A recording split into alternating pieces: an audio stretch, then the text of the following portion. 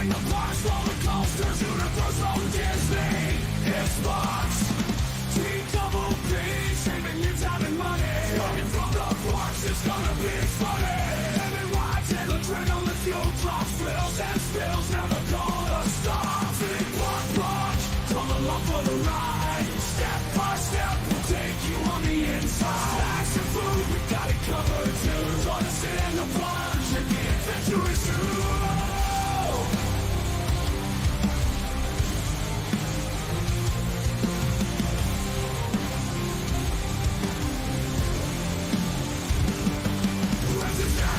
Living the dream, turning a channel. Theme Park Plunge, it seems. From coast to coast, exploring the parks, roller coasters, Universal, Disney, Xbox, T-double-P, saving you time and money. Running from the parks, it's gonna be funny.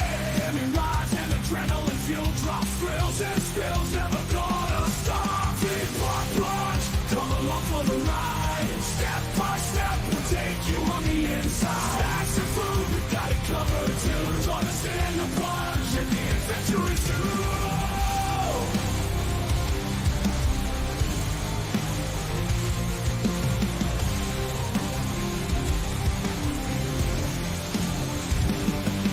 Resistance.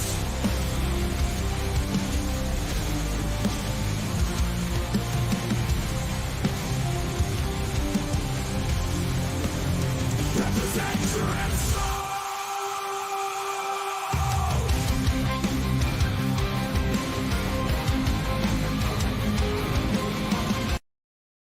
All right, we are live.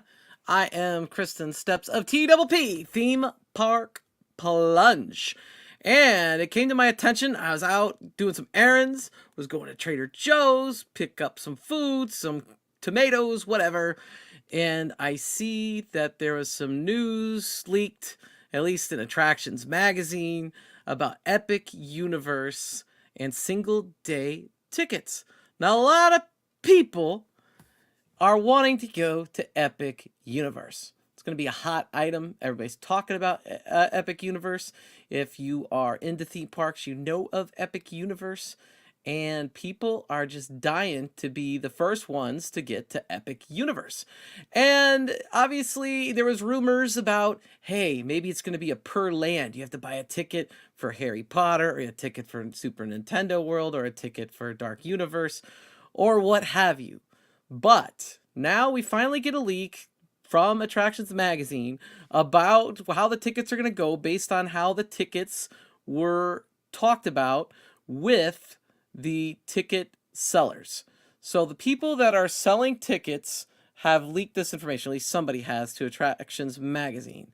And so I'm going to pull up their article because we need to talk about this, because I know everybody wants to get there as soon as possible. Some people are season pass holders, some people are not, and they, you have kids that want to go to Super Nintendo World, you have people that want to go to Dark Universe and go to the Vampire Restaurant, or on the new Werewolf roller coaster, or to How to Train Your Dragon Land, or whatever. So, I'm gonna need my glasses. Let's get my glasses here.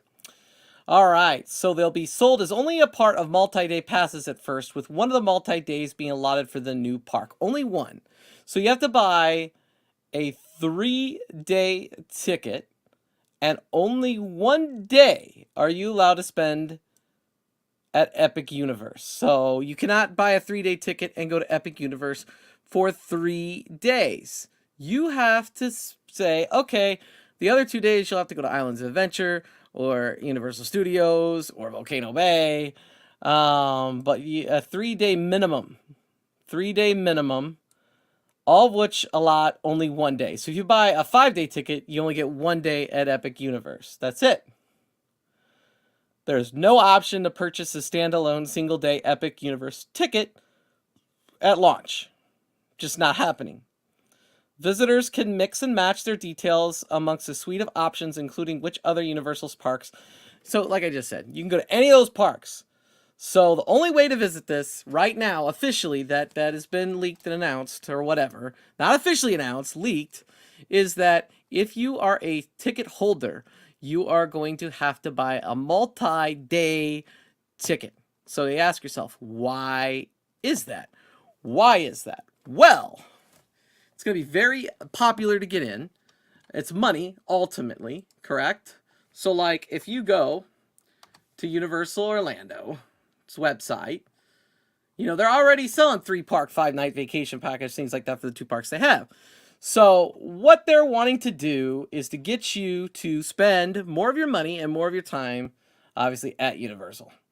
And go to the other parks, spend more money, that type of thing. And that's the only way you're getting an Epic Universe. And it makes sense, because how many people are going to splurge the money to get that 3-day ticket just to go to Epic Universe? A lot of people. So then you ask yourself, if I have a season pass, how am I going to be able to get in? And, of course, none of that information is known at all. I don't even know if they know yet.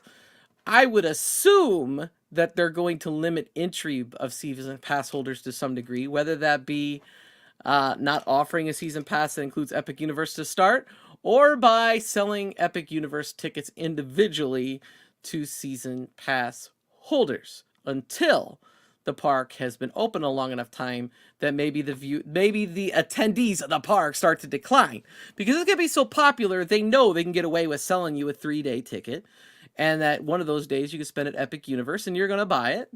I will say 3 days at Universal is good, because you could spend 2 days just hopping between the other 2 parks.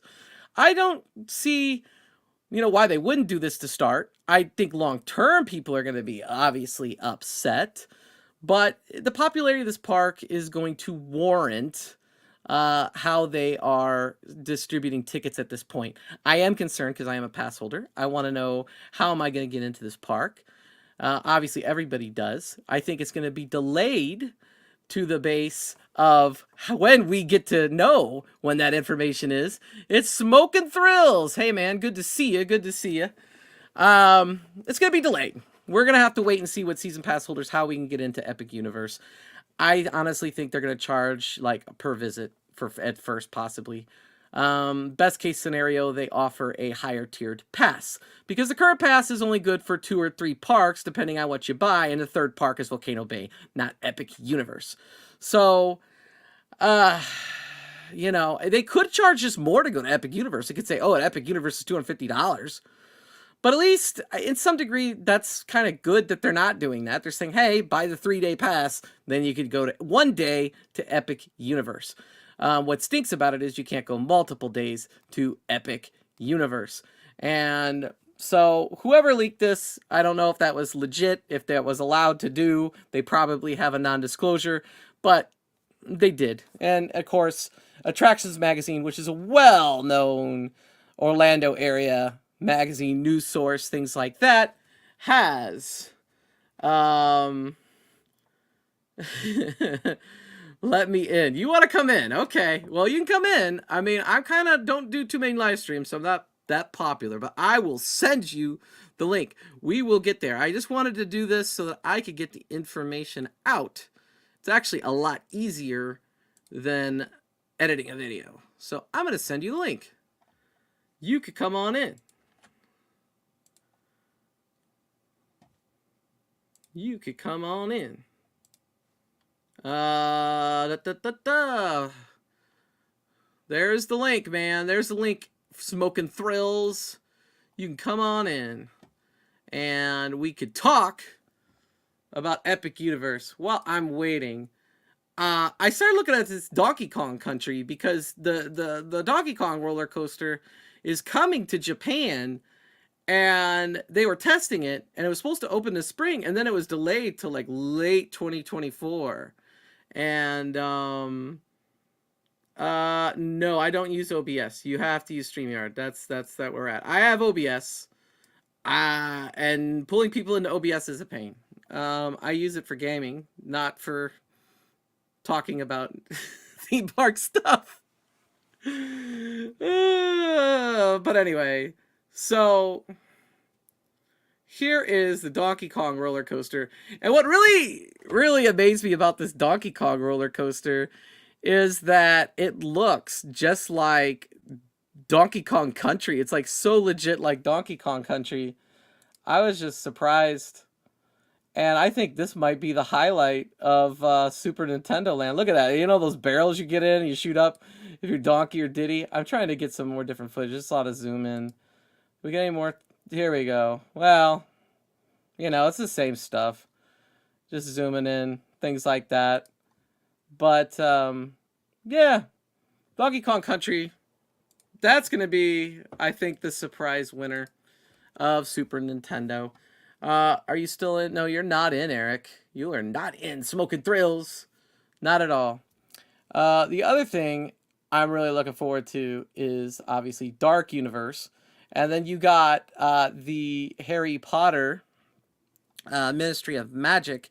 And I'm not a big Harry Potter person, but I just got back from Universal. I absolutely loved going to Diagon Alley, in particularly. Diagon Alley was super exciting to be at. It looked very immersive, and I really loved the Gringotts attraction. I loved the dragon on top of the building, and I absolutely loved getting a frozen butterbeer because I really like butterscotch, and it tasted a lot like butterscotch, which made me very, very happy.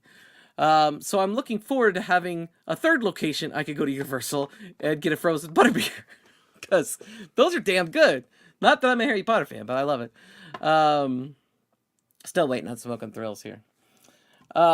Anyway, so again, I think the reason why they're not letting us get a single day ticket is the obvious. Money, come more days, spend more money.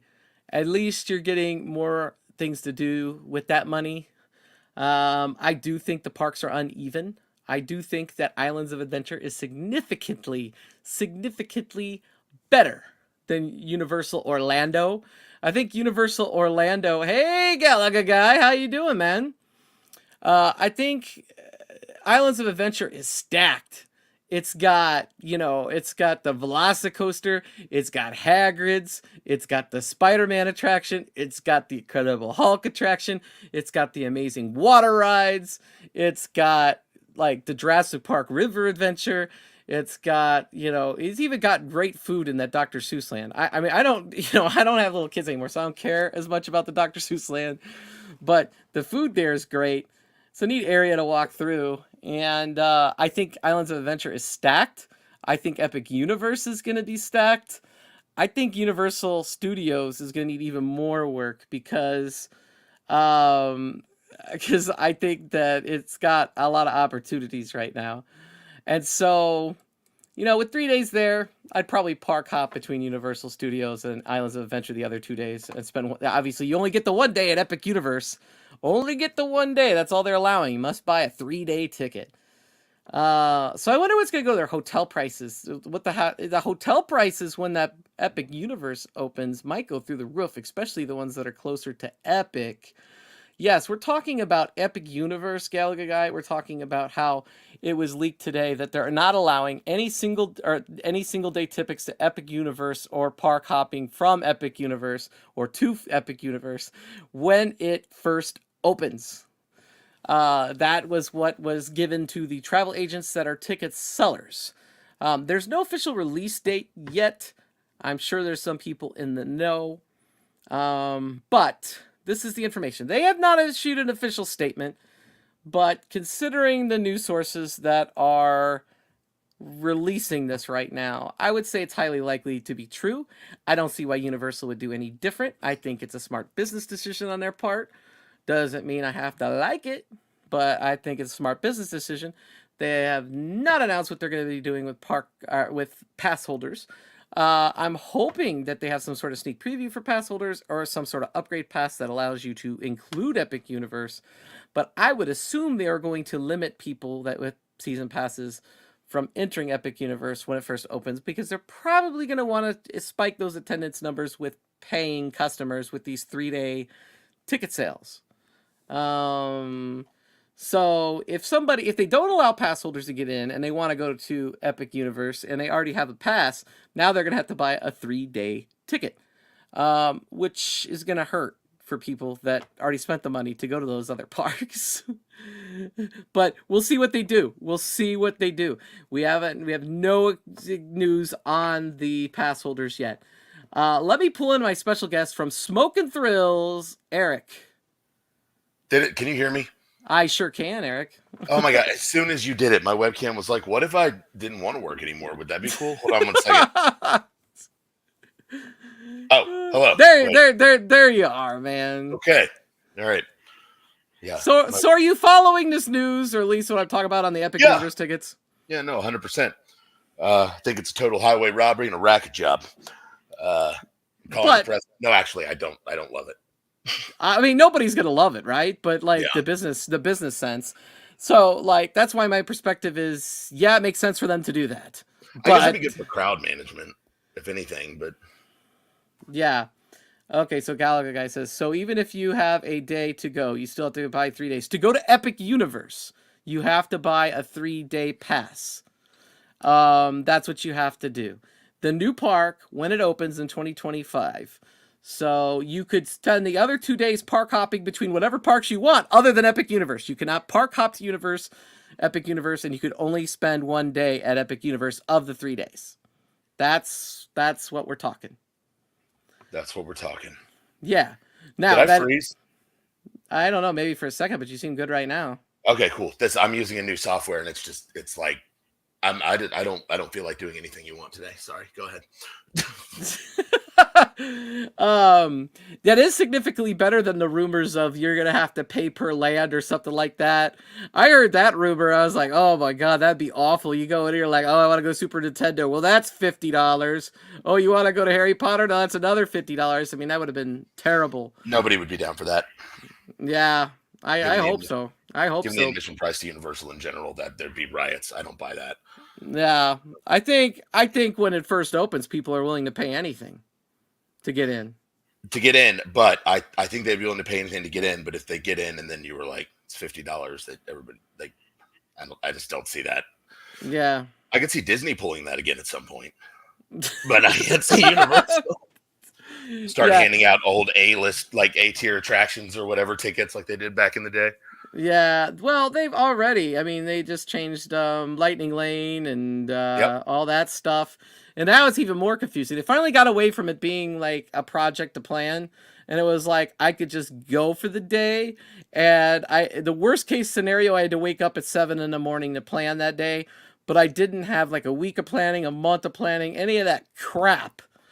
And now they're like, oh, well, now you could plan 7 days in advance, but you have to stay at our hotel in order to do that. And I'm like, this is a bunch of cogwash, man. I don't like, come on. I think they should give benefits to the people that stay at the hotel. But the truth of the matter is everybody should plan it day of. And if you stay at the hotel, maybe you get the Lightning Lane Basic for free. You know, something like that. It shouldn't be a prerequisite for getting it. That's ridiculous. Some people can't. I mean, maybe some people could afford to go to Epic Universe in the parks, but the hotels are out of their budget. I mean, that's not cool, in my opinion. I don't know. We got to talk about Disney for a second, but going back to Epic. Oh yeah, Universe, no, Disney. My brain circled back around in the same vein, but yeah, I feel like they could end up doing that. Well, Epic Universe. See, I don't know. See, Universal's gotten so many more hotels now. They used to not have that many. So, like, whether you stayed at a Universal hotel or not didn't really matter. And now they have hotels, and some of their hotels have more perks than others. Like their deluxe hotels, the Lowe's resorts, the Hard Rock, the Royal Pacific, Portofino, and the Portofino. Yeah. Those get the Express Pass. But most of the time, it's cheaper to stay at the hotel and get the Express Passes than it is to buy the Express Passes. It is. I've been to Universal more times than I can count, and I don't think I've ever stayed on site, which is kind of crazy. I stayed once upon a time at the Royal Pacific. And I did not pay for it. It was a work trip. They paid for it. I would get that. Yeah, it was a phenomenal hotel, and I could only imagine it's only gotten better. And the Express Passes were great, but I like a lot of times you go on a popular day to Universal, the Express Passes are $347 or something, and that's even way more than Disney. And I don't do that. I don't play that. But when I was just there a week ago, it wasn't that bad. Like I had to wait, and it was normal an hour wait for Velocicoaster. It was normally 2 hours or an hour and a half for Hagrid's, but if you hit it at night, right before close, you'd be through the line within an hour. I So think there's this tricks and past trades. month, the heat all over everywhere has had a big role in all these posts I'm seeing about it wasn't that bad. It wasn't that bad crowd wise here or there or whatever. People just don't want to go outside. I mean, it was pretty normal weather for June in Florida. Like I'd been in June in Florida before, and it was like 94, 92, stuff like Yeah. that. And it was actually hotter here in Indiana where I live that week, which was funny. Georgia's been miserable. Yeah. Yeah. But anyway, I side trailed. Where were we going? Okay, so the main part of the discussion was the no single day tickets Sure. or park hopping at first. We could only speculate on what they're going to do with season passes, but I think they're going to let people go with season passes early. They're going to charge more to add the third park, which is fair. But I also think they're going to limit season pass holders at some point right when it opens. If not, maybe not even let them go for the first so many months. That I don't know. I don't. I'm weighing, like, I can see them doing that, and then I can also see that being like a really bad PR move for them. I don't know. Yeah, so it'd be interesting to see what they do because, like, it's gonna be so super popular that they probably don't want pass holders walking into that park every single day. No. And so there's got to be some sort of limitation on it for at least the first 3 months, I would think. I think one of the main motivations for this entire thing is crowd management. Like, I mean, it's going to be. I'd rather them do this than have the park be at capacity at all times for the first 2 months, and half of the people that go don't get to ride, a bunch of stuff that they plan this whole trip for. But yeah, it was good to see theme park motivation here in the chat. I think, I think you're right, but it's also going to drive more traffic to the other parks. They're spending a lot of money making more family-focused attractions over at Universal Studios. Roller coaster for Golden Ticket Award. I'm just kidding. No, man. I walked through that area. It's basically an upgraded. I mean, it's like Woody Woodpecker Land with a fresh coat of paint. I did like the Kung Fu Panda area. I thought that was really cool. The looking. Interactive attraction. Did you do that part? I didn't participate in any of it. I just walked the area to check it out because I was there. I mean, I didn't go with little kids or anything, so I just was like, let's check this area out real quick. And the Kung Fu Panda stuff looked cool. The roller coaster was the Woody Woodpecker Reborn. Yeah, I've actually heard multiple people debate this, new credit or not. No. I don't think so either. But no, that's not a new roller coaster credit. I know. Somebody was like, "Yeah, but it's a different train." Shut up! No, come on. No, it's not. I mean, there's no way.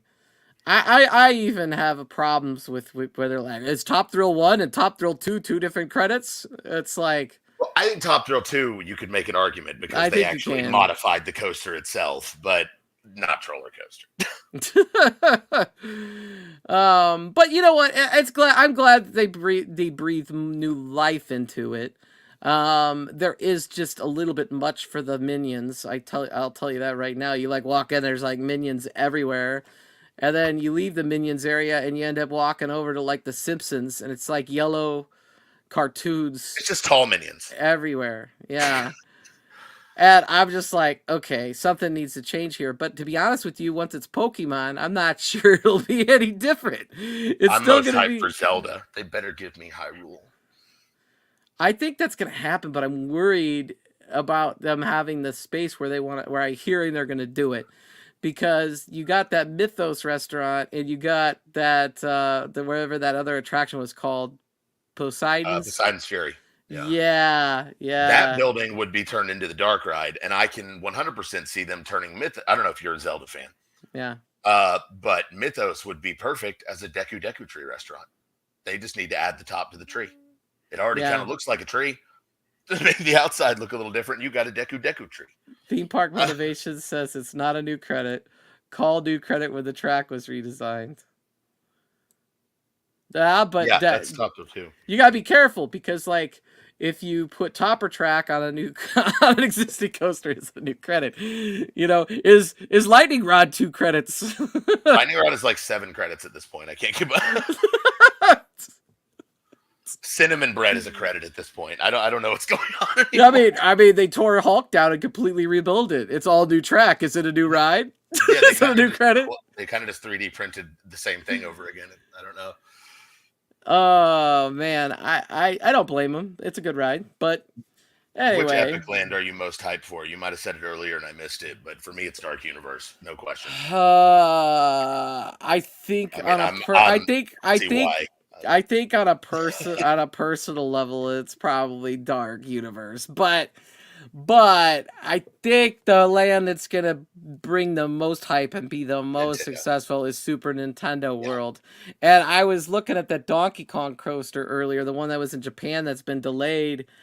I think the Donkey Kong land almost looks better than the Mario stuff. I was like, damn. Donkey Kong coaster looks wild. Yeah, it looks just like the minecart levels in Donkey Kong Country. And yeah. If I can hear the music in my head, now I want to play Donkey Kong. Now the next question, I guess, is going to be: are they going to offer Express at Epic Universe Day 1? Or are they going to say there's no Express for anybody? I could see them using that as a potential, like, held for pass holders benefit. Actually, like, Yeah. I don't know. I don't know if they would offer the GP fast passes for it because everybody would just buy them. Like, I mean, there would be less people in the normal. Like, everybody would assume they would need them and just purchase them. In my opinion, they'd have to extremely limit them, but I think that they would want that money. I mean, that's the other hand is they might, because I mean, at the end of the day, we're talking about a business here, and they got to recoup all the costs of the park. Mm-hmm. I'm really curious about the insides of the new hotels because that what it's I can't Luna is what Luna? I can't remember the first one. Do you remember the names of the new hotels? It's like let me see if I can bring it. I mean, they're like Latin root words for space stuff. I know. I just can't remember the exact combinations of them. I think one's Terra and one's Luna or something, like Earth and Moon. Let's see. Okay, Stella Nova Resort and Terra Luna Resort. Yes. Okay. Both located next to Epic Universe. So, well, I mean, one of them's in the park. That is what I'm really curious about. I'm really curious about because that feels like someone at Universal kept reading stories about the Cinderella suite in Magic Kingdom and was like, what if we just did a whole freaking hotel? And they already do that at Disney Sea and stuff, you know? So, I mean, like, it's about time America got something like that. I think that'll be super cool. Yeah. Is there only 2 that they're doing over there? I want to say it's only 2. Like, I feel like there's probably going to be like local partner hotels, but as far as like actual Universal resorts, I feel like it's just those 2. Oh yeah, these are almost done too. I remember seeing these. They're kind of weird looking. They put like, it's I can't remember what it's called. The metal on the outside, it like distorts sunlight into like a oil slick rainbow pattern. It looks really sick, honestly. Yeah, I'm really curious if you could like stare at it for more than 10 seconds without your eyes exploding, though. It feels like it'd be really intense to look at. Here we go. I can bring it back up.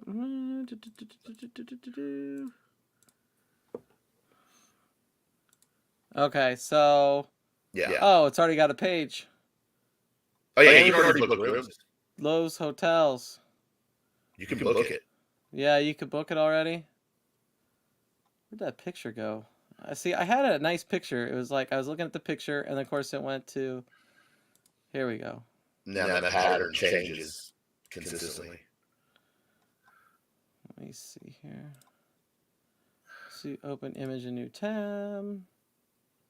That's okay. Theme Park motivation. There we go. I'm hearing myself twice now. So yeah, it almost looks like you could touch it and it would change colors when you move the like one of those toys, you know. Mm-hmm. It's going to change colors as the sun moves through the sky. Really? Yeah, that's a special building material that uses something to reflect sunlight in different color patterns. Yeah, it looks really cool. It's almost like one of those hypercolor shirts, I guess. Mm-hmm. Back in the day. I want to drive by it and see if it like tries to blind me or not. How much? How much is this? Now I'm like, okay, let's see. If I book this, let's book this for like, I don't know, some random. Theme Park motivation. Got a reservation for first night. $210? Yeah.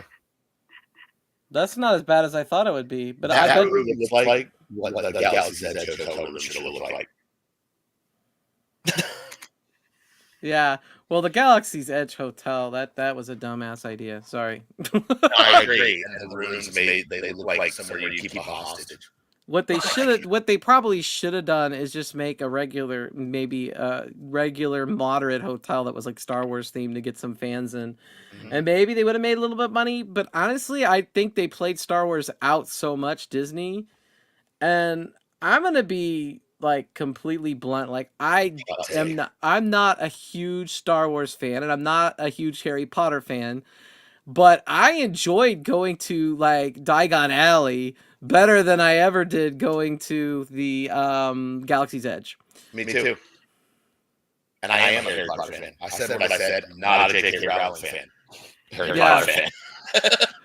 I thought that the Harry Potter stuff was a lot more immersive than the ones at Disney World. And what's interesting is one of the guys that did that worked for Universal went over to Disney and worked on Galaxy's Edge, which is even odder. But like I think when you go into Galaxy's Edge, you could tell it's like a fake realm. Like to me, it's like you look over, you're at Galaxy's Edge, and you see like Slinky Dog. And I'm like, and like the people aren't, you know, when you're in there with a bunch of other tourists that aren't necessarily dressed in Star Wars garb, it kind of ruins it for me. But like when I'm in the Harry Potter land, like I literally, even with all the people in it, I actually feel like I'm in the damn movie. It's like, holy crap, this, and you like, you can go back there, like, and I keep saying Diagon Alley because that was for me the better of the two lands as far as Diagonally. What? Diagonally. Okay. Never Yes, I've sure. I mean, I've seen the movies all once. I saw all 7 of them like a couple months ago, and maybe there's 8 because there's 2. The 7th chapter's 2, I think, right? Wait, yeah, it's 2. It's 2 movies for Deathly Hallows. Yeah. So anyway, so I'm just in there, and I was just like looking through the land, and like all corners of everything I could see is just all Harry Potter. There's nothing. What? So you'll still find something new next time too. Yeah. And I remember I had the LaFlou's brew at Disney World before, and I thought, this is okay. I don't know. For whatever reason, I really like the frozen butterbeer, probably because it's what brew?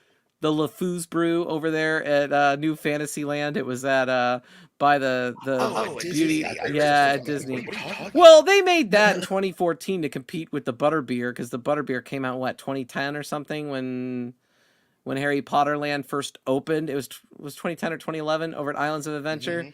2010, I believe. Yeah, and I never had a butterbeer till my trip a week or two ago, and everybody said to get the frozen butterbeer from all the vlogs I watched. So I got the frozen one, and I was like, oh my god, because I love butterscotch, and I was like, this is the best. I never ordered anything different. I was like, once I like found the frozen butterbeer, I'm just sticking with this frozen butterbeer. What's crazy is I don't even like butterscotch, and even I'm crazy about it. Really? I think for YouTube purposes, this is apple juice, a small bottle. Nothing happened. Okay. All right. Oh man. So I don't know. I'm a pass holder. Are you a pass holder? No, Universal? No. I'm a Cedar Fair Flags pass holder as a person, and Fun Spot. But Do you go to Universal once a year? Generally. Okay. Pass holder rate was $189 on that hotel. Okay, that's pretty good. I plan to finally do my first Informer night some point this year. I see the deal was like the 2-day park hopper pass was like $375 for June or whatever. Yeah. So I got a park power pass, which only has the blackout dates of Christmas and spring break, for $475. And like after I looked at all the fees and taxes and everything, it was only like $80 more. And I'm like, this is dumb. I'm buying the pass. And then I also ended up getting 50% off of parking, not free parking, but I was like, this is dumb for me not to buy. Free parking the pass holder? You do get it if you get the preferred pass or the premier pass, but the power pass is the second level pass, and it gives you 50% off. And then there's a seasonal pass, which has no parking, and it's the cheapest, but it's only $50 savings over the power, and it has way more blackout dates. So I think the seasonal pass is a waste of my time. I just was like, okay, get the power pass.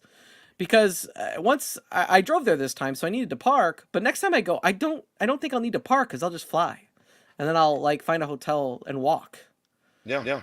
So, or actually, I was going to say, have you ever heard of the Rosen chain of hotels around Universal? I saw one when I was looking at Expedia recently for a hotel. Do you know why that's listed? Why? No fees or resort fees. Really? Ever. Price on the tin is price you pay. How far away is it from the park? That's what I was going to say. The last time I was there, I Ubered from one to the park, and it was 10 minutes. And an Uber with traffic. Yeah.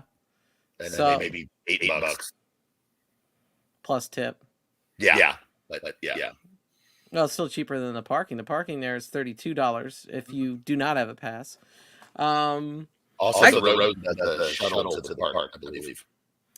Yeah, I ended up going for 4 different days when I was there, and it was nice having the pass because I just walked in, like a couple days, I just walked in at 6 p.m. I didn't even have to pay to park. I walked in at 6 p.m. and I was like, all right, we're going to do Velocicoaster or whatever, you know? And that was really cool because I didn't feel the stress of having to be there open to close like I would with a normal ticket. Sure. You know? I feel like more parks should do the thing that what am I even thinking of right now? Oh, Hershey Park does like an afternoon special. If you're coming in after 4 or 5 p.m., it's like a quarter of the price cut off. Yeah. See, I'm really curious. I really think that on the passes next time when Epic opens, they're gonna have to go up a couple $100. The next thing I was gonna say is, do you think when they do this multi-park, 3-day ticket, is the price of what if you look that up right now, is that going to be exponent? Obviously, it's going to be higher with Epic Universe available on the table, but how much higher is it going to be? I wonder. Yeah. So here's right now the 2-park. So this is if you just want to go to Universal Studios and Islands of Adventure, right? The seasonal pass, $425, right? But like it says blackout dates apply, and then when I pulled up the blackout dates, like these are the blackout dates for the seasonal. That's a comical amount of blackout. Yeah, but like the Power Pass, it's just these, which is obviously Christmas, New Year's, and then spring break. Right. Which is basically Christmas break and spring break. I was like, you probably don't want to go then anyway. That would be the Mardi Gras thing, right? The Mardi Gras is in February. Yeah, it is. So they're only blacking you out for New Year's Day weekend and New Year's. So it's like, okay, yeah, I don't want to go this time. It's going to be wall-to-wall people. It's going to be a 3-hour wait for the Hagrids or something. So no, why would I go there? I had to do once. God. Yeah. So that's why I think this is the starter. And so I think these are going to all go up like $200 to $300. I'm going to say, I'm looking at it now, I'm going to say starting from the right, like 1,200, and then 850, or they may just take, they'll bump 905 up and then kind of slide those prices that already exist over to the next one. Who's that going? Me? I am. I believe. I hear myself twice in my headphones. Wait, it stopped. It's when you pull up a window to show people. For some reason, I start echoing. Well, there you go. Maybe I should pay for StreamYard instead of using the free version. It's working. Yeah, well, it works as long as I don't pull that up, right? But yeah, I think you're right. I think it's going to be $1,200. I think that's where they're going to want to be on that $1,200 for that Premier Pass. Pay it. I think so too. I mean, honestly, I had such a good time. I want to continue to be a pass holder. I don't need to be a Premier Pass holder though. I'm fine with this Power Pass level.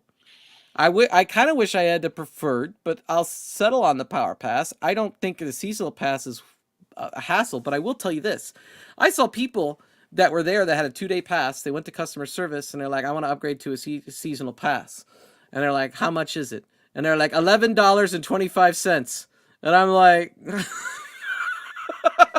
I mean, there yeah, I was like, there you go. And that's kind of an unavoidable. I mean, yeah, I'm going to do that, I guess. yeah, it ends up being $16 to park if you have the power pass. The seasonal pass, you don't get a discount. So 50% off parking is $16 with the power pass, which is what I got. The preferred pass is free. The premier pass is free. And I have no pass, so it's $400, and then they throw a soda in my face. And then it's $32 to park if you drive there. But you said you took an Uber. Yeah.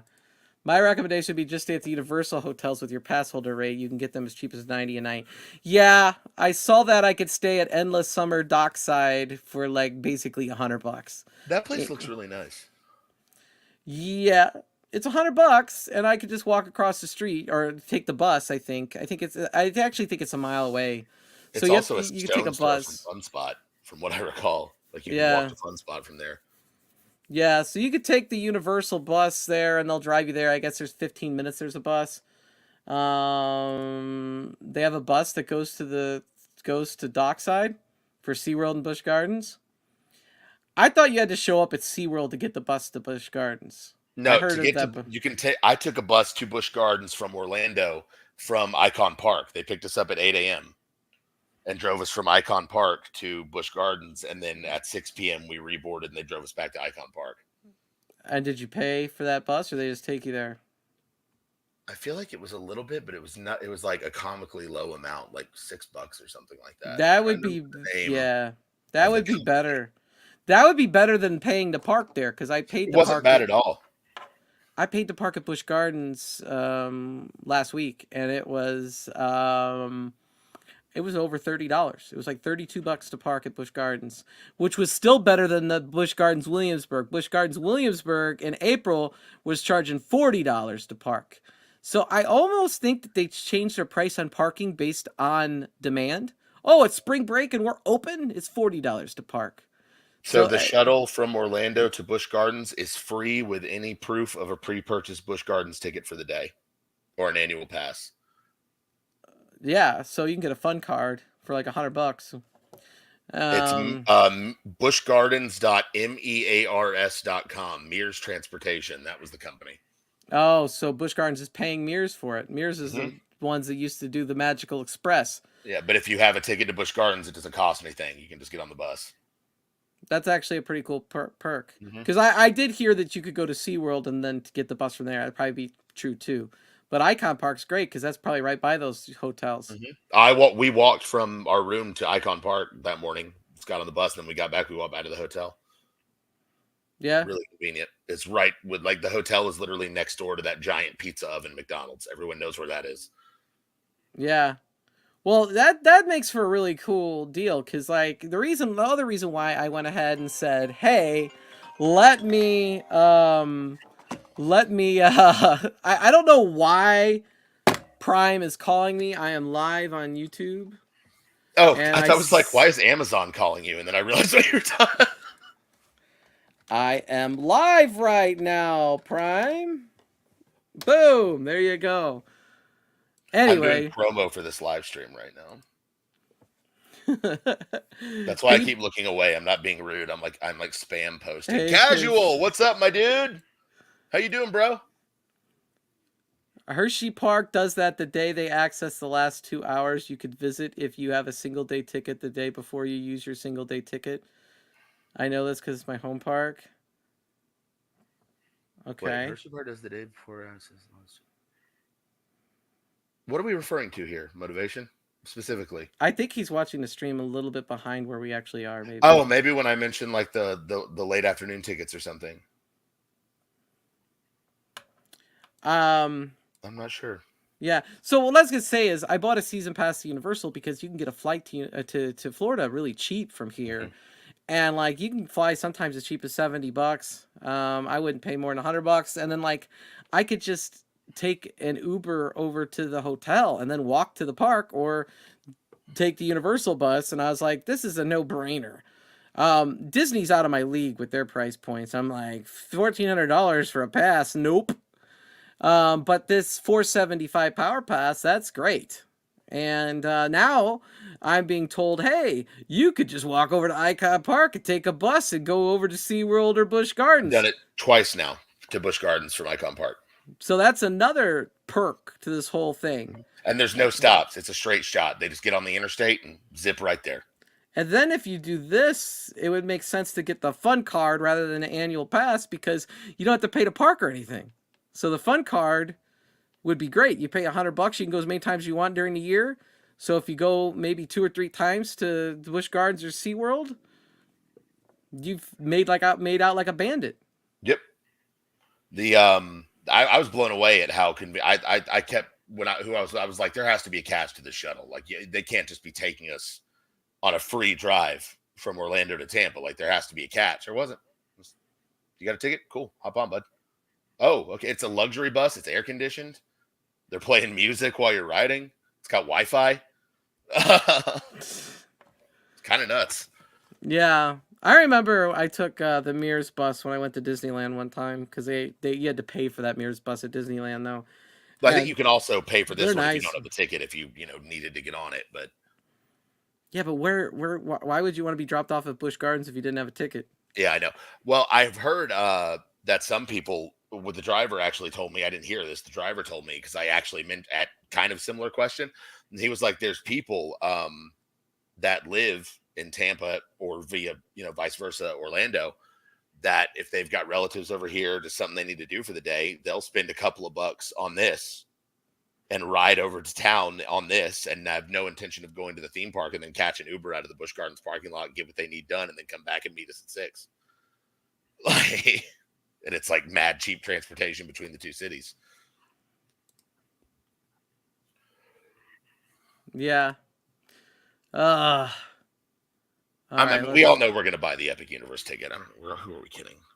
Well, yeah, but see, as a season pass holder, I need to know what my options are. I do think they're going to let you in. I mean, I can't imagine. I can't imagine them not. They're going to charge me more money. That's the thing. But the question is, how are they going to do it? Are they going to say you can only buy a 1-day ticket and we're only offering 1-day tickets to pass holders? Or are they going to say, hey, we're adding it. This is how much it is. But you're blacked out. How valuable is your firstborn to you? But you're only allowed to go to Epic Universe once a week or something like that. You know what I mean? There's going to be some. You can only handle it for 1 day at a time. Trust well, us. it's not. It's to but it's to limit the people from coming in because they want the people that paid the money to come in, right? I mean, I guess the pass holders did pay the money, but not as much as they make the most money off the single day and the triple day and whatever those tickets. Theme Park Motivation, are you positive that you're not behind on this stream? He is behind. I can already tell that. Yeah. It's fine. He's a little bit behind. It's fine. We'll catch up with it. I don't remember what hotel. I'm not sure what hotel Theme Park Motivation is actively referring to right now. It's obviously something we mentioned. I just don't recall which one. He kept talking. He kept talking about the Luna or whatever, and that was. I think it looks nice, but I'm not going to spend $200 a night on a hotel. I am like a $70 to $100 type person. That's why I like the Rosen, because even the crappy hotels in Orlando have started charging resort fees. And at the end of the day, when you check into one of the Rosen properties, you realize that without the fee, your bill's pretty much the same as it would have been at a less nice hotel. I mean, they've got on-site restaurants. They've got they're actually pretty cool. They've got 3 properties there. I recommend them highly. It's like a hidden gem. I probably shouldn't tell people about it now that, that cat's out of the bag. When I was there last week, I stayed at a hotel called, it was closer to Disney. It was within 5 miles of Disney property. And what was it called? Destiny Palms Main Gate West. That is the most Florida name I've ever heard for a hotel property. Yeah, but directly at the hotel they're charging like $90 a night or something. But on Expedia they gave me like $41 a night, and I'm like, I'm booking this for like 10 days. Another travel hack: if you find that rate on Expedia, call the hotel and ask if they'll match it directly. They wouldn't. Because Oh, they wouldn't. You did do that. Okay. Well, Well, I added an extra day, and they're like, no, you if you want that price, book it through Expedia. They got some deal going with Expedia, yeah. and I'm like, fine. I always check just in case because you usually get better treatment from a hotel when you book straight through them.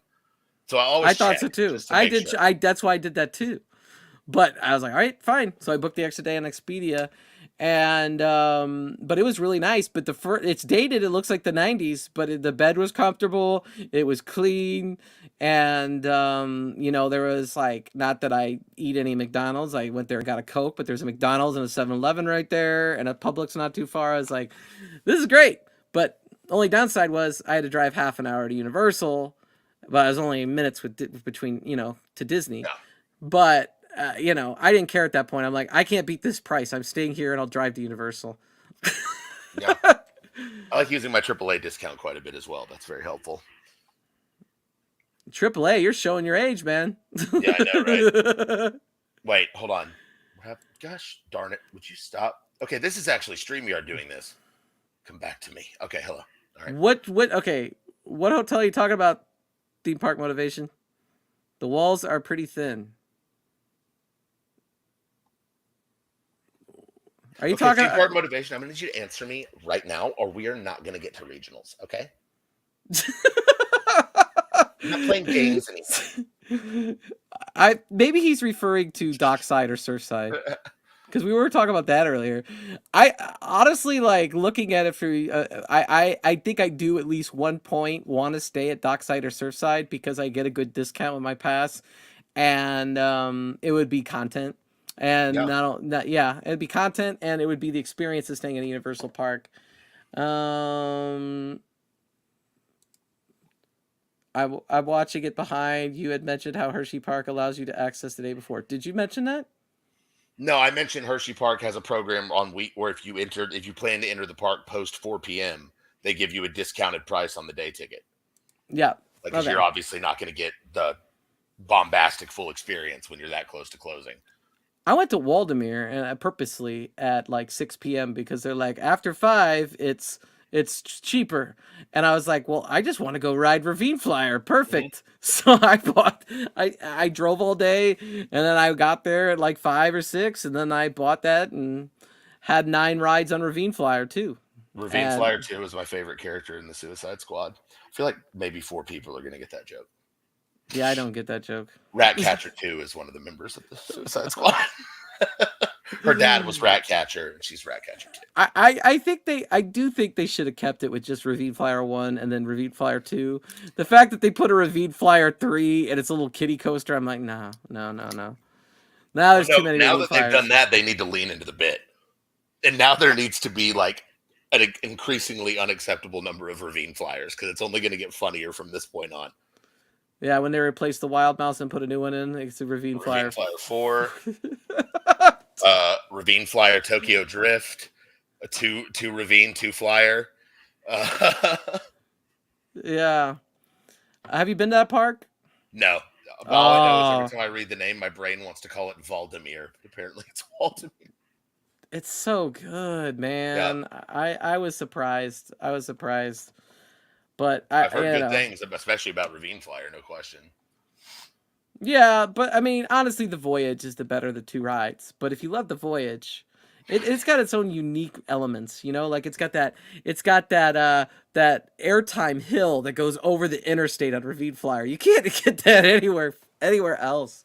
I'm sad I'm not going to be on. So I'm going to be. I was just looking at Waldemere. There's I had to sacrifice. I basically had to pick a side of Pennsylvania that I was going to be on, that based on my time. There's either the west side or the east side of Pennsylvania, and obviously I ended up opting for this first trip for the east side because now I can hit right there. I'm hoping I can get Dutch Wonderland in. Hello, Elliot. That's my friend Elliot. Awesome. Is Dutch Wonderland, isn't that a kiddie park? Sort of. Think of it more like a very highly themed with cheese ball stuff fun spot with a couple of woodies. It's like medieval castle theming, but it's campy. They built it like a long time. It looks, the entrance is like a giant cheese ball medieval castle.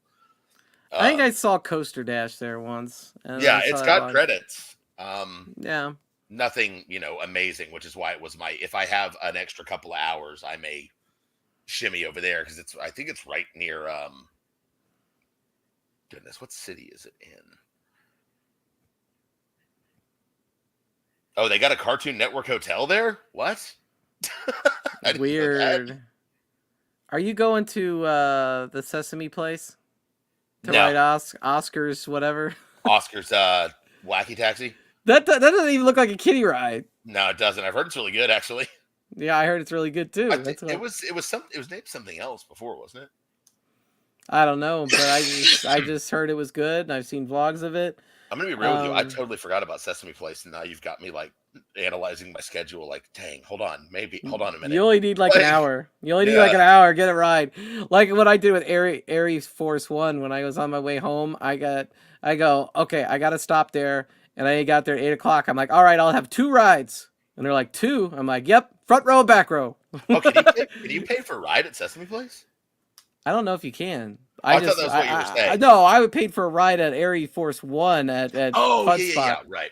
Atlanta. Yeah.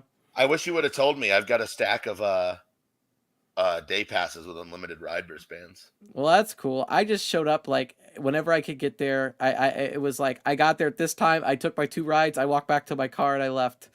Yeah. And it was literally like super quick. And yeah. Not me over here GPS detailing like the distance from Sesame Place to all of the places I'm going to be. Thuzy life. Are you going to how many parks?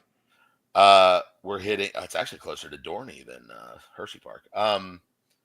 We're hitting Six Flags America on the first day because I'm flying into Baltimore. I don't know. I don't expect to be blown away by Six Flags America, but it's right there, and I got an all parks pass. So let's go look at it, right? And then we're doing Hershey Park the next day. I actually have it. I'd rather be accurate about that. Okay, July 10th, Six Flags America. July 11th, Hershey Park. July 12th, Knoebels. July 13th, Dorney Park. July 14th, Great Adventure. And that's it? Yeah, that's all the time I have for this one. But you're going to be, I mean, that's still going to be very tiring. I mean, oh, yeah, it's 44 new credits if everything was operational. I just did 10 days in a row at a theme park, and too much. Too much.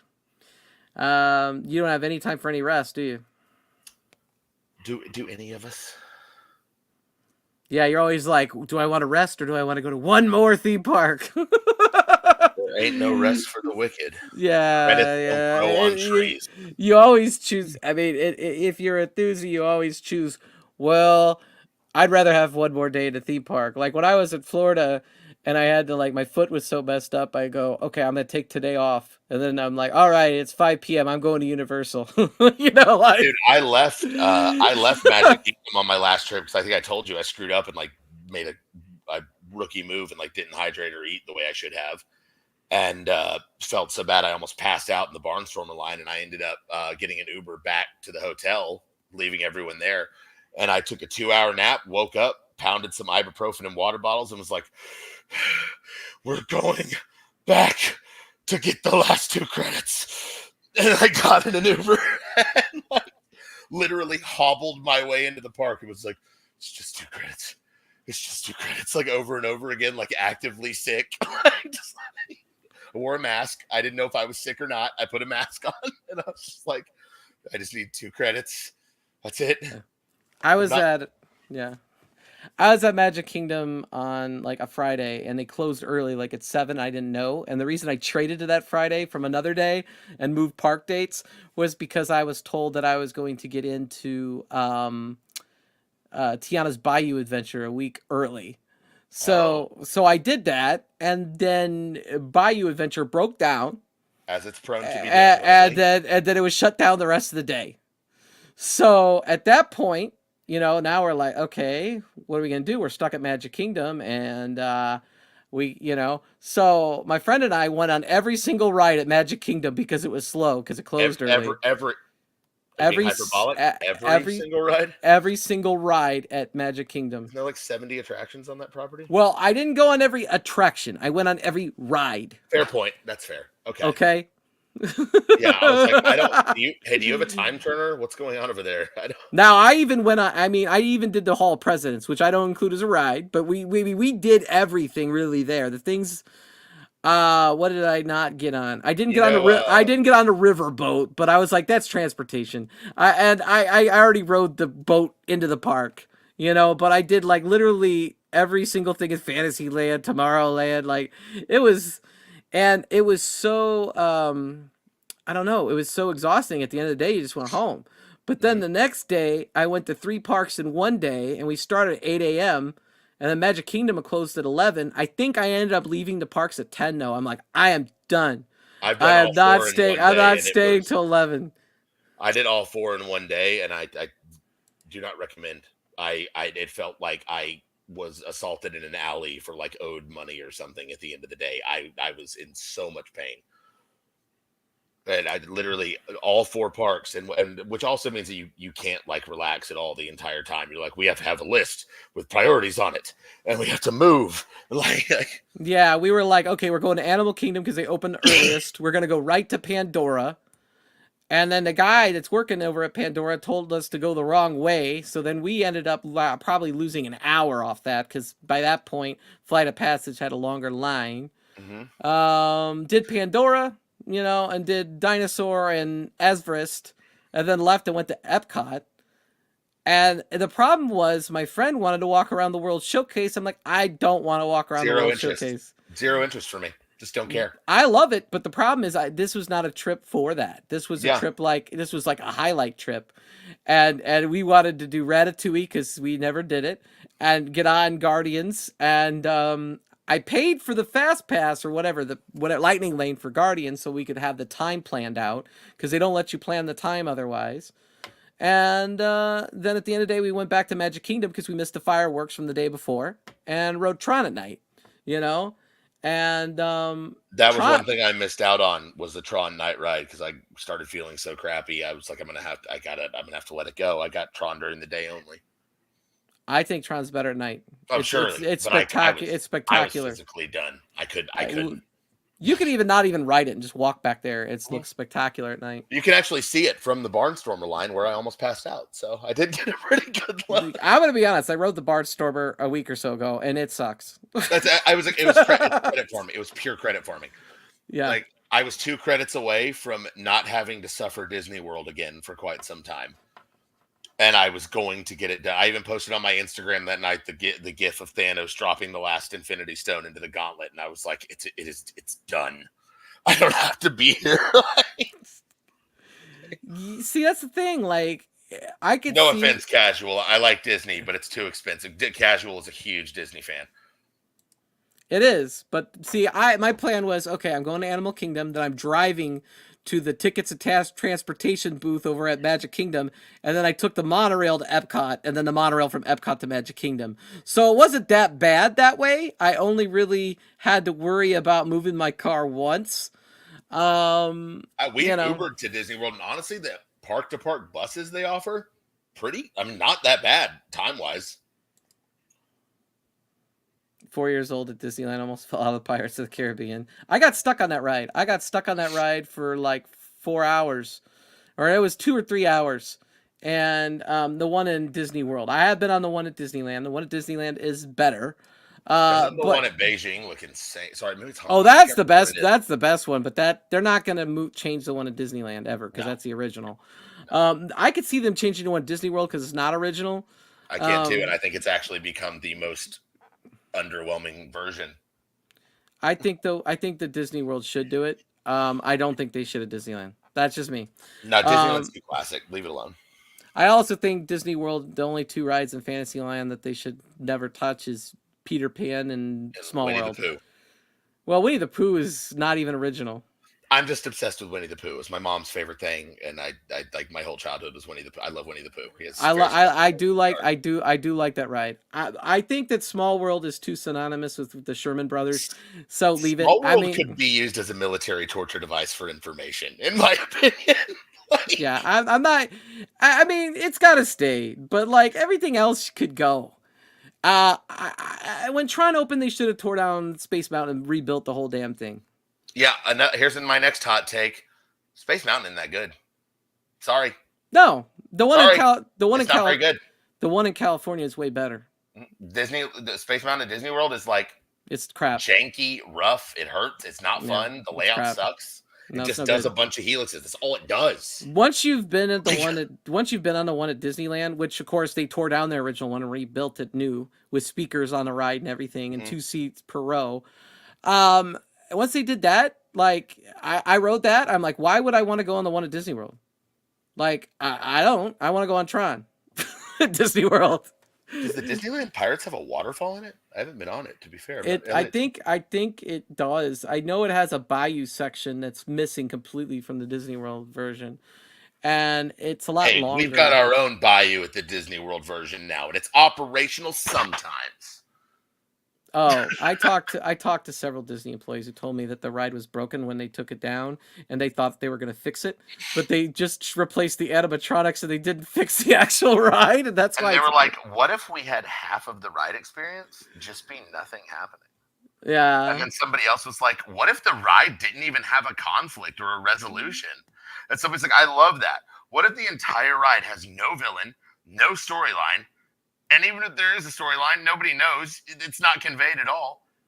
But it has really good animatronics. And they're like, yeah, let's do that. Hey, the villain from the movie could communicate with the dead, and it's actually one of the most understandable characters to bring back from the dead, right? Yeah, should we do that? No. See, okay. I honestly think they should have just made it off the original movie. But to be honest, I don't think there was a problem with the original Splash Mountain ride. It's just the movie that nobody knows about was a racist movie. No question. But these are just cartoon characters that were on the ride. I mean, I don't know. Brer Rabbit was like a thing for a long time. I mean, granted, I get there's that aspect. I also think people don't put enough stock into the notion that they did it from a financial decision as well. What kid in 2024 knows who the heck Brer Rabbit is? Let's just be real. I didn't even know who he was when I went on the ride originally. I did because I think it's like a Southern thing. Like I've heard of Brer Rabbit before. I had no idea. To me, they were the Splash Mountain characters, just like to most kids, the Six Flags, the Looney Tunes. The Looney Tunes are the Six Flags characters. Yeah, fair enough. Yeah. So I guess that's my viewpoint on it, but I get it. But see, you're right. They should have put Dr. Facilier in that if they did that. Literally, one of the that's the thing that drives me the craziest is that a lot of stuff on certain rides, like you have to stretch your suspension of disbelief in regard to the lore of the property to make sense for that person to be there anymore. This guy, literally, his whole deal is the afterlife. It's like his whole deal. Of all the characters that even if you brought him back as like a spirit or something that wanted revenge or something like that, like, yeah, it would make infinite amount of sense with him. The character's perfect for that. I just don't understand. Like, well, the other thing is all the people want is I keep saying we want a villain's park. Okay, so we're gonna subtract the villains from the. I mean, like the ride story. You're going around picking cucumbers for Tiana. What is this? How is this the ride story? Like, also, there aren't any mountains in the bayou.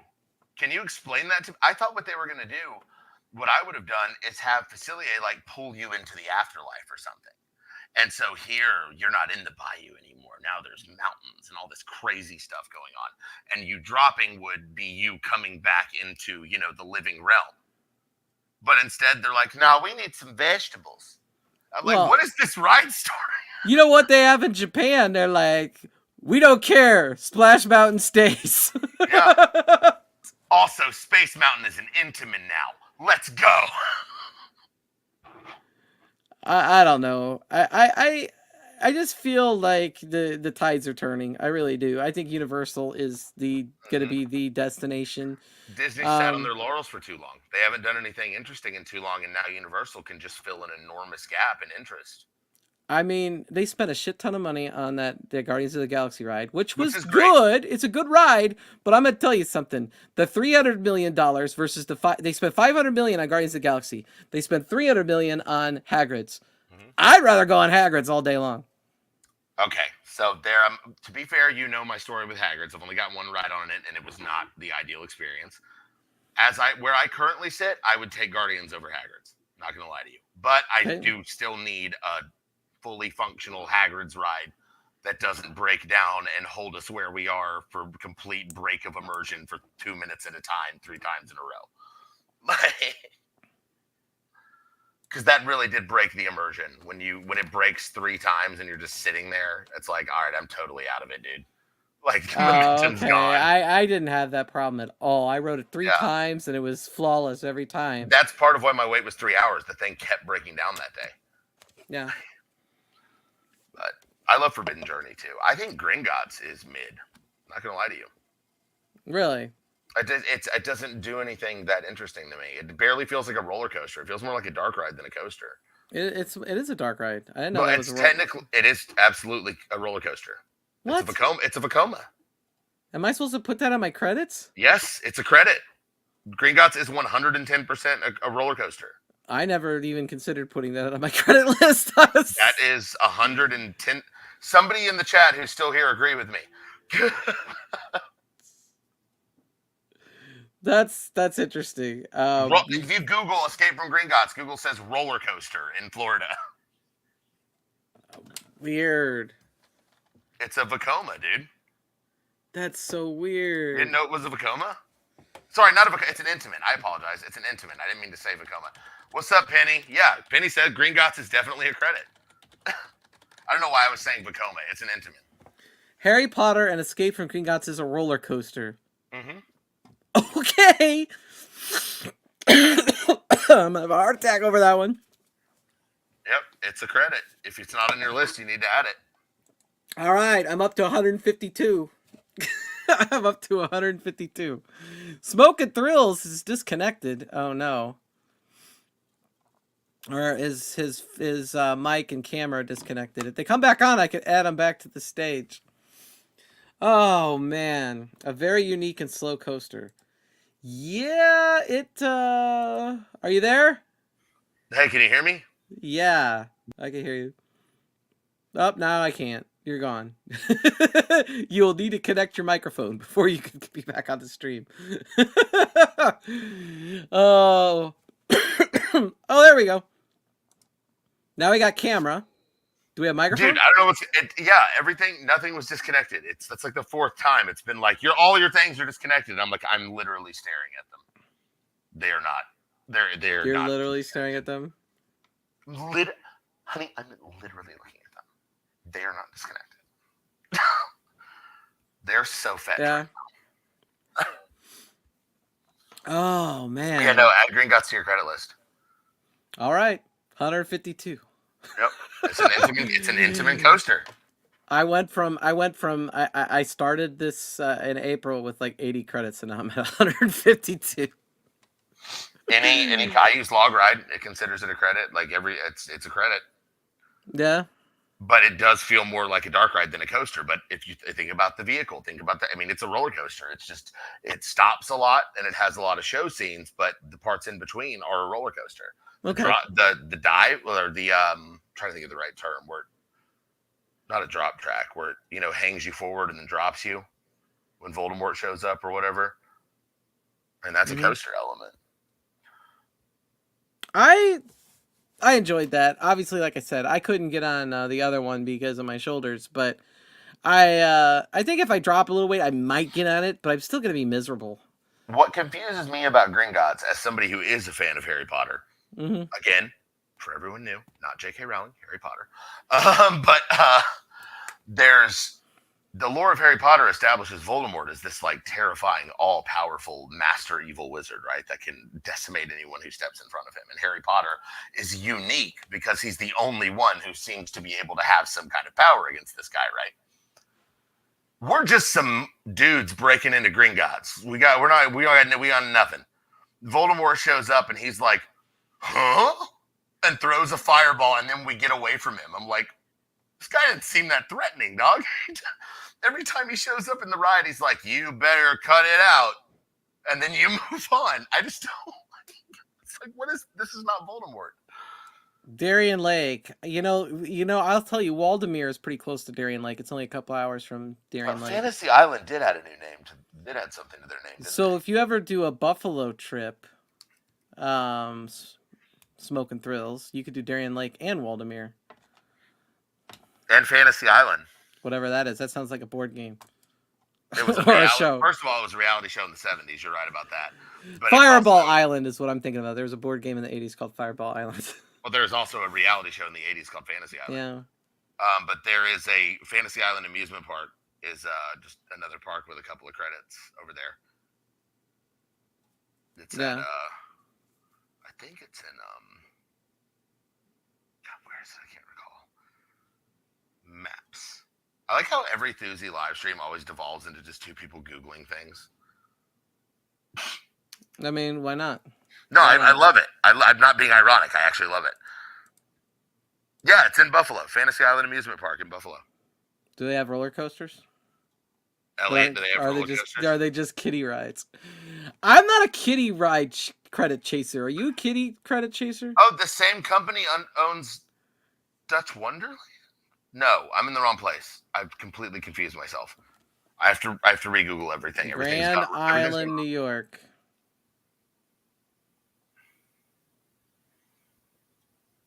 Now it's Niagara Amusement Park? I thought they changed. Yeah, now it's Niagara Amusement Park and Splash World. Oh, that's owned by the guy that owns Indiana Beach. But it was Fantasy Island. Okay, I'm familiar with Niagara. Yeah, they changed the name to Niagara. Yeah. Glenn Staples owns Niagara. What do you mean you've never been, Elliot? Shut up and stop making recommendations about things you don't know about. God. Sick of this crap. Y'all up there acting like you got the best chicken wings? Atlanta got you beat, Chief. Anyway. Oh man. So is the what's the other Harry Potter ride? Is that a roller coaster? Forbidden Journey? No, that's a what's weird is that it's called a robo coaster, the model of the ride, but it's not technically a roller coaster. It's completely powered electrically. It's on a moving arm that is controlled, with a computer doing automatic, pre-programmed movements. It's technically, I'm sure there are some people in the enthusiast community that could probably find a way to argue that it is, but I don't think it is. Yeah, okay. So it's more of a dark ride situation. It's more of a very unique dark ride to me. That's what I thought Escape from Gringotts was. Gringotts is a straight up roller coaster. I thought it was a screen ride. On the track. Okay, what about Skull Island? That's not you're in a moving studio tram. But it moves. Technically, we could maybe it moves on a track. If we find out that studio tram moves on a track, don't make me leave another thing. I can't do another one. Could we make that a roller coaster credit? Sorry, let me rephrase. Don't make me get banned from another Thursday Facebook group. I can't do this. Just be normal for 5 minutes. All right, anyway. Dude, you almost sounded like Macho Man, dude. Oh, yeah, brother. I'm the cream of the crop. Yeah, there you go. There you go. I was gonna say, could you say into a Slim Jim? Snap into a Slim Jim. Yeah. I guess Macho Man would probably slap into a Slim Jim, though. Man, he was great. Yep, he was great. He was the cream of the crop.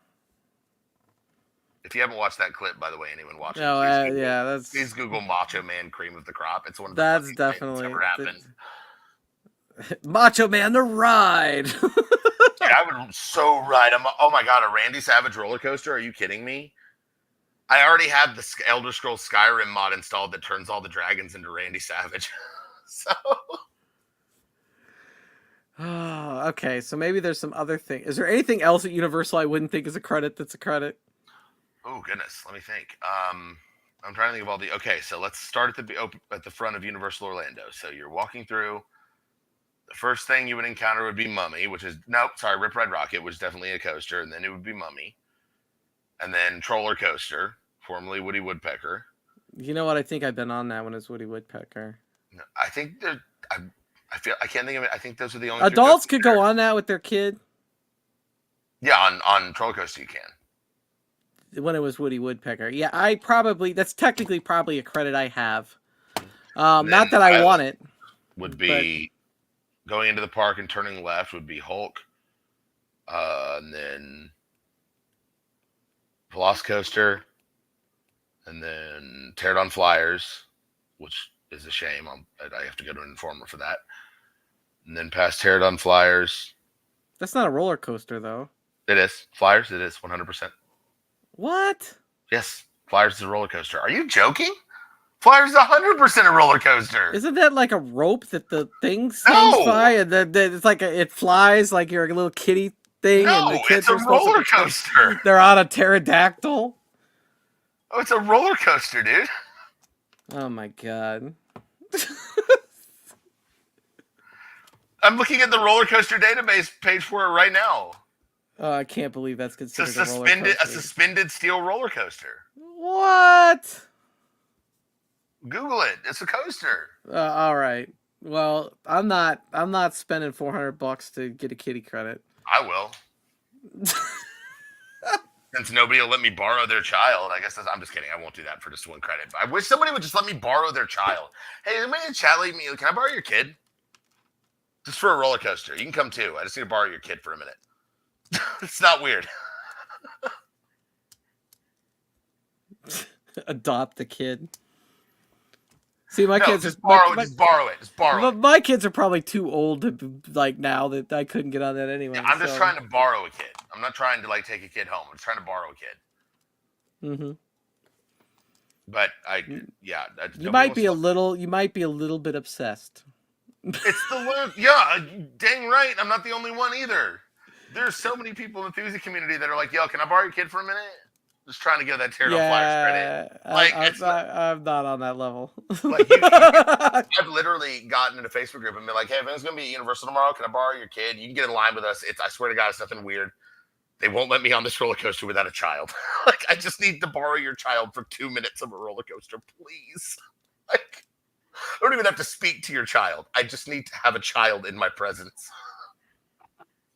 Yeah, that sounds kind of creepy. I know. There's no way to phrase it that's not, but there's nothing creepy about it. I just think they won't let you on it without one. Like, which is stupid and actually not part of the manufacturing of the ride. They opted that in purely for crowd control in the kiddie area.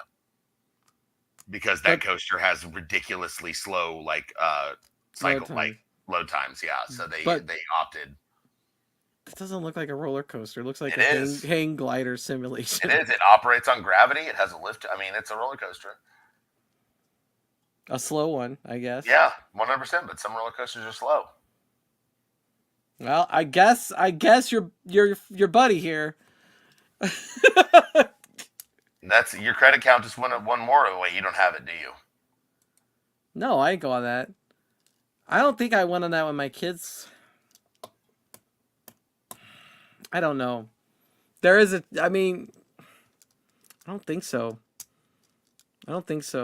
But I feel like you would have remembered being loaded into like a tiny pterodactyl vehicle. I remember being in line, but I don't know if I went on it.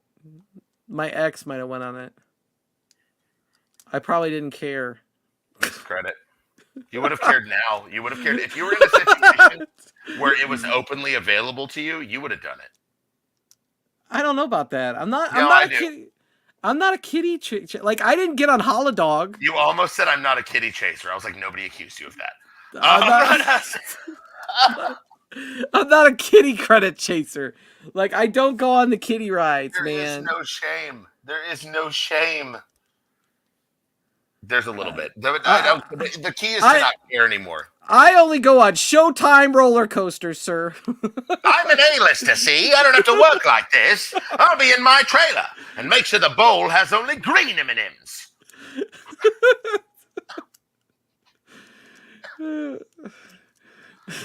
I only ride Showtime roller coasters. Hey, Rick, how's it going, man? I only ride top-tier attractions, see? I've been in this business too long to mess around with these small fries. Anaconda, I'm not going on that. Airy Force 1, more like Airy Force done. I've got a DeLonga mine train to ride. That's good. Yeah, there was like other coasters there too, and I was like, and they all look like kiddie attractions. I go, all I need to ride. I was like, all I need to ride is Aries Force, and I'm out of here. Hurricane is a death-defying experience. You really need to ride Hurricane next time you're there. I love a coaster that feels like it's maliciously chasing me through a house.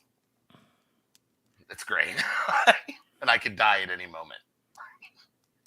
I don't know. I see all these adults, and they're like, I'm getting in line for the Woodstock Express, and I'm like, yeah, no. I've done those. When I went to Waldemere, I didn't get on that one coaster that I thought it was like an orange. It was another wooden coaster, but it was like for kiddies, and I'm like, nah. How did they get cats on a roller coaster? That's crazy. Cats. You said kitties. Listen, Oh. I drop a dad joke still every now and again. Okay. But it's funny when I watch other people that like vlog and they're talking about this kiddie coaster and they're always saying, "Oh, there's this coaster over here we got to go ride." I'm like, "You mean a kiddie coaster?" Mm-hmm. Yep, but I'll do it. And they'll specifically never say that it's a little kid's roller coaster. No, I will. I'm often very sarcastic. It's like, look, I'm embarrassed, but I already know I'm gonna do it, so let's just do it. Let's just do it. Credit's a credit. Have you like Howler at Holiday World? Like I looked hilarious in the. Oh, that's what's called. I called it Holodog. It's the holler. Okay. No, it's in Holodog Town or whatever. Okay. But well, I didn't go get that credit. I was too busy riding the Voyage. The funniest part was that on the second night they put it on ERT, and according to the people I talked to, there was just a bored ride-op sitting over there, like waiting for anyone to show up. I'm sure there's people that did ride it. Oh, they did. That was how somebody knew the board write-off was over there. But I wasn't going over there. I was like, nah. I that second night, all I did was ride the Voyage. I didn't ride anything else. You got the rain rides, right? It was like getting shot in the face with a BB gun. Oh my God. Good. It was I don't think anything will ever beat a Saturday night at Hollywood Nights. That second night was better than the first night. I don't think I'm ever going to experience anything like that ever again. Except the dinner. Didn't love the Thanksgiving dinner. Oh, I just ate vegetables, so I don't know. Okay, but that doesn't count. You're one of those. But, that's fine. Well, I think I had potatoes and corn and green beans or something. I don't remember, but I didn't care. I just wanted to ride the Voyage. No, I was so grateful. Yeah. I just rode the Voyage again and again and again, and it was just, oh my God. I think I told you, Voyage Trimledge is trimledge. Wow. What does trimledge mean? Voyage Trimless is the top tier thing there, but if you have the trims on, I would take Legend over regular Voyage. Really? Yeah, no way. I think so. I'm not. I will be honest. I think my least favorite roller coaster at Holiday World is the Legend. I do think it's better. Have you ridden the Raven?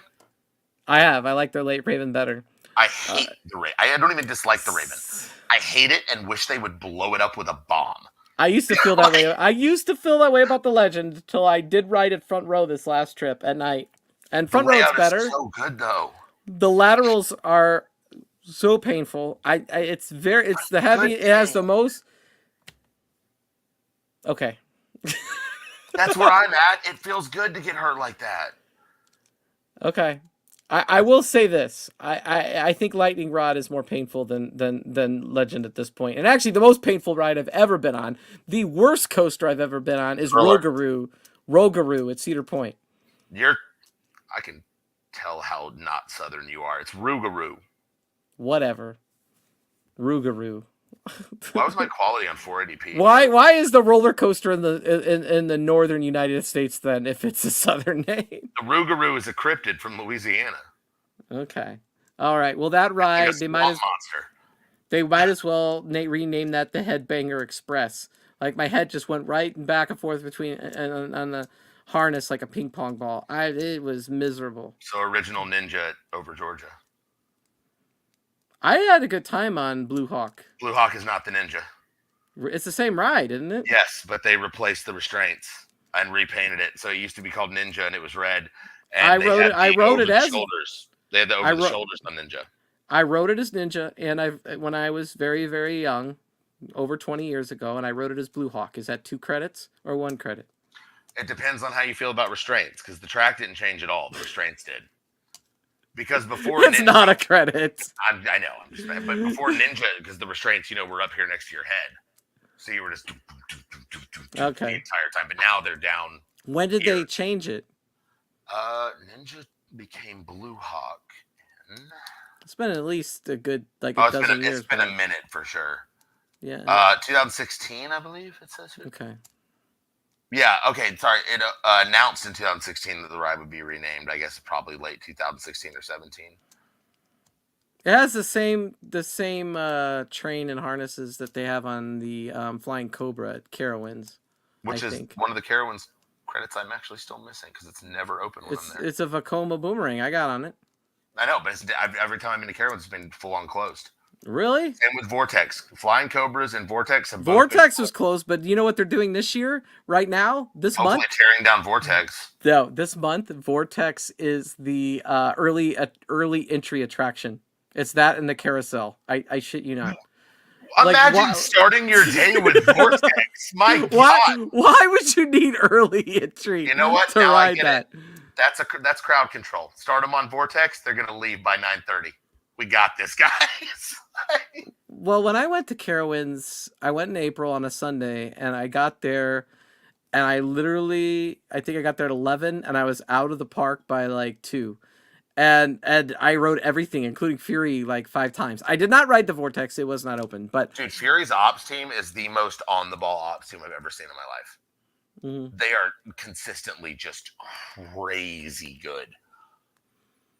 To be honest, though, I don't think I'd fit on the Vortex, so I didn't really care. But I know it's a miserable experience anyway. I think we talked about that. I know it's going to be miserable, but I mean, I have to at least once. I have to. It's a credit. Oh, see, I'm not that way. I'm like, if this ride's going to be miserable, I don't want to get on it. That's how same. What? So we ain't built the same. Yeah, I'm like Vekoma SLC. Nah, I don't care. I'm going to have an all day long migraine. Yes. Do I still get a new credit? Yes. You know those. All right. There's no CVS. I can stop and get some medicine. You know that Joker ride that they have at Great America? It's also what they call I can't keep up with how Six Flags recycles names. Are you talking about the Larson Loop, the 4D spin, the RMC? I think it's a 4D spin. It's the same attractions as Batman at Fiesta Texas. Okay, then yes, it's a 4D spin. Yeah, I don't get on those. I've never been on one. Yeah, no, I haven't either. But I've also never seen one. I think this trip. Really, I see them all the time. They're like a dime a dozen. I don't even know if they count as different credits because they're all the same damn ride. If it's on a different property and a different build, it's a credit, whether it's the same ride or not. So a Batman clone again and again and again is a new credit. Okay, whatever. Listen, I don't make the rules. I just arbitrarily enforce them for no benefit to myself. Okay? Or anyone else. Just like the police. Anyway, I didn't say that. Okay. I love how it kicked me out right when I made that joke. Oh, I thought you kicked yourself out. No. It just went out right when I said that. Oh, well, I guess we should probably circle back to what the point of the stream was. You're absolutely right. Wow. We really did do that. Okay. So before we end the stream, we're going to talk real quick again that Epic Universe is going to have no single day tickets or park hopping at first. I would say this news brief is probably accurate. What do you think? 100%. I absolutely don't think they're going to be doing that. Yeah. So you have to buy a 3-day park hopper in order to go to Universal and at launch. Epic Universe. Epic Universe. You could go to Islands of Adventure twice with the other 2 days if you want. But you can only go to Epic Universe once. And how much is a 3-day ticket right now? I guess is the next question. Probably, to be honest with you, but because I just went and bought the pass. So let's see. If I look at the tickets and passes. Wait, don't tell me yet. I'm gonna guess. Okay. $289 to $320. 29 to 3. Okay, explore all tickets. We're going to go with 3 days. Just to see how much it is. No 1-day passes. How much did you guess? $289 to $320. It starts out at $315. That still counts as a win. And that's the 2 park, not including Volcano Bay. Because right now, 3 that's parks not is a Volcano win. Bay. We specifically said 3 part. Crap. No, we didn't. We said 3 days. No, I still win. no, 3 days. No, you're fine. I'm not concluding. Volcano Bay's a water park. I don't. Don't at me. It starts at 3:55 if you throw in Volcano Bay. Yeah. But so like if you go at any time where people actually want to go, like the summer or the spring or the fall, and not like something weird spot like September, the price on these are over $375. September's the best month to do Orlando parks. Well, yeah, it's the cheapest. You could get one. You can get a ticket for $316 on a Monday in September. But if you go on the weekend, it's $360. So really, realistically, it's $375 plus right now for a 3-day ticket. Now, granted, they give you 2 days free, but they ain't gonna be doing that when Epic Universe When Epic Universe opens at 2 days free is out the window. Well, maybe it's not. Maybe they're like, we'll give you 2 days free, but you can't spend it at Epic Universe. Yeah, they probably want people to keep going to the other 2 parks. They need to after they finish Epic Universe, they need to give the original park a little love. It's so unappealing to me at this point. You know what? That's why I didn't spend a day over there. What I did is I had park hop between the 2 parks, and I did some attractions I'd never done before, like Jimmy Fallon, which was craptacular. Whatever. Bring back Twister. I ended up riding Despicable Me because it started raining, so I ran into the line. I go, what line am I in? Oh, crap. Did you do the fill-in con or whatever? No. I heard it's terrible. That looks so stupid. There's not. You just walk through it with a laser gun. Why did they replace Shrek with that? So they could have Minions Land, I guess. I don't know. And people are like, it's so amazing. I'm like, okay, I get people have opinions on this one. I actually think somebody might be paying you. There's no way. I just don't believe you. There's no way that's fun. Well, you know what? I haven't been on it, so maybe for a little kid. Unfair. It's unfair for me to speak of it until I actually experience it. But I didn't feel motivated to do it while I was there because I already did the other Minion attraction, and I was like, I'm good with the Minions. It's time to also rip out just entirely that Shrek 4D building and stop retheming it to things, and put like. Well, the Minion ride, the Despicable Me ride, used to be Hanna-Barbera and Jimmy Neutron. Jimmy Neutron, yeah, and then that built. Well, those theaters are just so outdated. Like the screen stuff is just not. They need to knock that down and do something different. Like it's time. Like it's like sitting in a movie theater at this point. It's just like I'm at a theme park though. Why are we in here? I don't know. I hate the theater-based attractions. It just drives me crazy. It's so lazy. Well, they got a ton of them over at the Universal Studios park. That's what I'm saying. Like, I wish they didn't. I mean, they were cool back in the day when there was a couple of them. You go on and be like, oh, that's so cool. When Back to the Future was a ride. But Back to the Future was still better than Simpsons, in my opinion. I 100% agree. But it was funny because I was talking to my brother this afternoon, and he goes, did you go on the Simpsons ride? I go, I absolutely love the Simpsons ride. You mean the Back to the Future ride, lazily reskinned? Bring back Nickelodeon Studios. It's so funny because they started using their old IPs again. They're like, we have a new parade with Ghostbusters, Jaws, and Back to the Future. Oh, do you have any rides with those IPs? No. Nope. Jaws was such a good. I miss Jaws so much. I guess I get it for Diagon Alley, but I would hope that they would bring back some sort of new Jaws attraction, especially with the new land they acquire and have to work with. Mm-hmm. I think they could do something with Jaws. I think they could do something with Ghostbusters. I don't think they could do much with Back to the Future other than honor the movies because they're not going to make a new one. Completely get away with the Back to the Future launch coaster that goes to 88 miles per hour. That would be funny. That would be cool. But the problem is that it's not going to be as cool to the younger generation. I don't know. Back to the Future feels like one of those properties like Ghostbusters that most people just kind of know about. Like in the cultural zeitgeist. Like the Back to the Future is incredibly well known. It's like Jaws. Who doesn't like Back to the Future? I mean, show it to anybody that's never heard of it before and they'll be like, this is great. This is great. Like it holds up so well. Well, the first one holds up really well. 2 is still good. 3 is. Stu doesn't hold up as well because it's 2015. Yeah, I know. But that kind of makes it funny at this. I wish we had the microwave that turned tiny little pizzas into full size ones.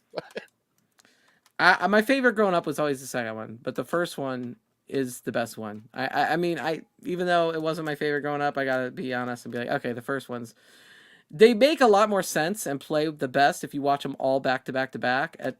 They make sense on a different level if you watch them all in a row in one day, but that takes a lot of time. Mm-hmm.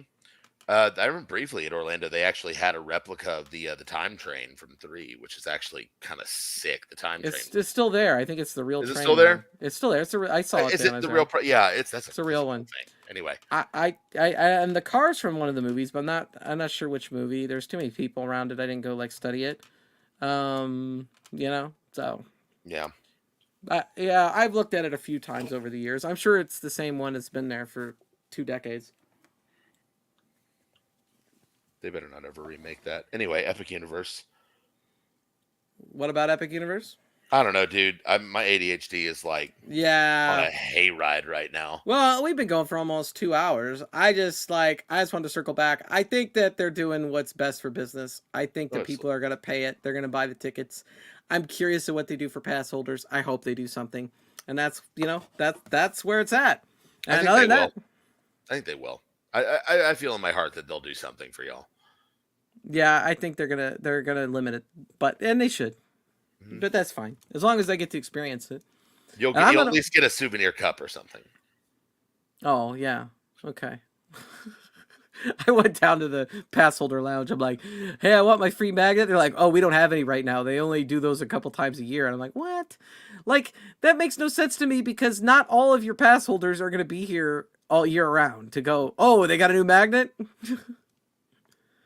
I don't know. It's pretty next level that you even know when they get new magnets, but I shouldn't talk because I'm looking at like my collection of hundreds of enamel pins, and I'm like, I always know when those come out, I guess. Well, I didn't know when they got them. They knew when I asked about it. They're like, oh, we only release those a certain, So I'm like, okay, whatever. I go, I'll get one if I get one. I guess I'll go buy a sticker on Etsy. Support local artists. that break copyright, right? Yeah, 100%. Redbubble is. I'm just kidding.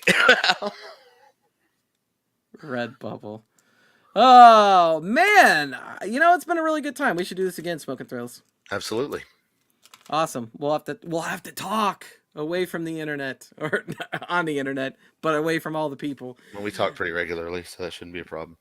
I appreciate Theme Park Motivation for coming out, and Ricardo 444, and Elliot Wilson and Airtime Obsessed, and anyone else who is watching this and not the Elliot.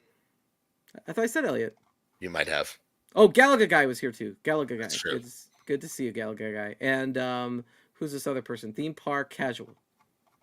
Theme Park Casual is your friend, right? The Disney. Theme Park Casual and Theme Park Motivation are both great follows, by the way. Anyone watching? Hey, good to see you, Lionel. We were just finishing up, but you could definitely watch it back if you want. It was me and Smoking Thrills talking mostly about Universal, a little bit about other parks, and we had a pretty typical Thuzy tangent conversation. Yeah.